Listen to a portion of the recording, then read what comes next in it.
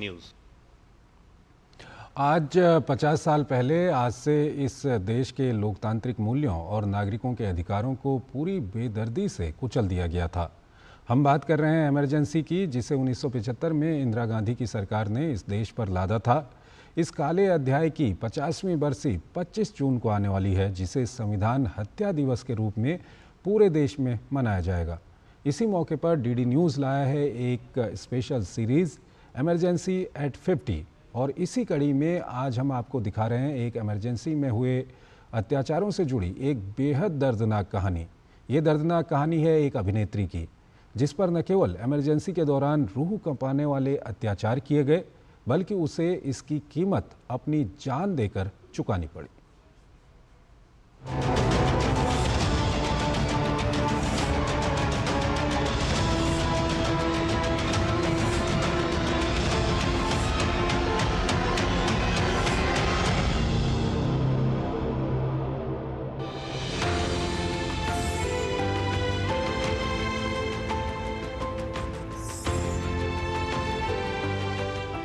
ये महिला कौन है? हम में से अधिकांश लोग इन्हें नहीं पहचानते होंगे, क्योंकि इनकी कहानी देश की नई पीढ़ी से हमेशा छिपाई गई है। ये दक्षिण भारतीय फिल्मों की लोकप्रिय अभिनेत्री स्नेहलता रेड्डी हैं। लेकिन यह इनका एकमात्र परिचय नहीं है।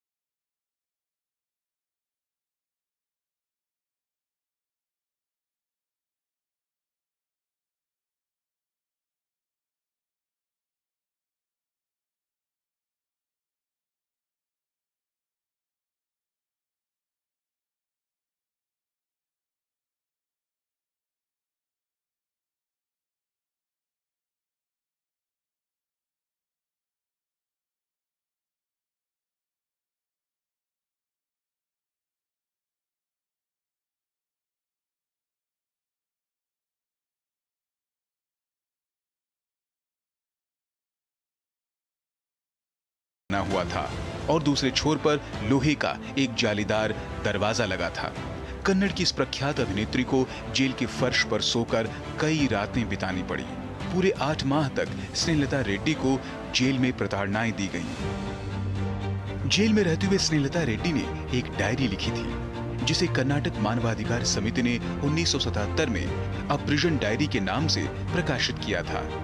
इसमें जेल में अपने ऊपर हुए अत्याचारों का विवरण देते हुए स्नेहलता ने लिखा, जैसे ही एक महिला अंदर आती है, उसे बाकी सभी के सामने नग्न कर दिया जाता है।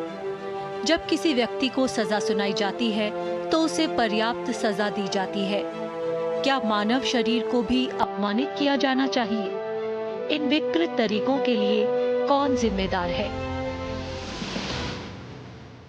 आपातकाल में देश के अधिकांश विपक्षी नेताओं को जेल में डाल दिया गया था।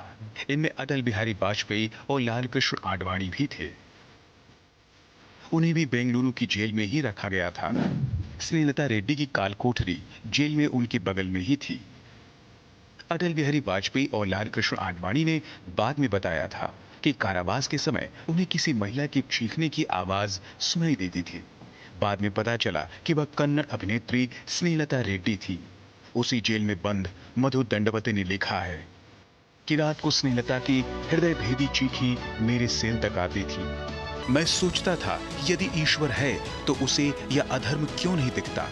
छोटे बच्चों सी सरलता और चपलता से भरपूर इस कलाकार को जिस बेदर्दी से मार डाला गया, उसे याद करके आज भी रोंगटे खड़े हो जाते हैं।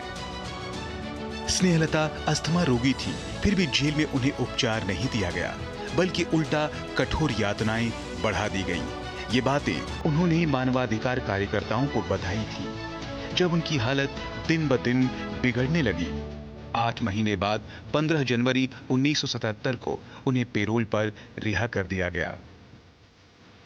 रिहाई के सिर्फ 5 दिन बाद ही स्नेहलता रेड्डी का हार्ट अटैक से निधन हो गया।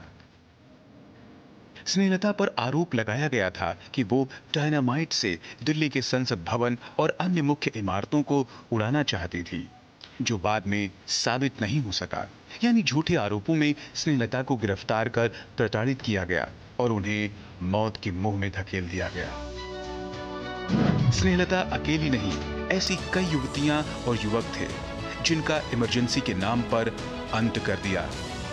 स्वतंत्र भारत ने इससे पहले न ऐसा फांसीवाद देखा, न इसके बाद।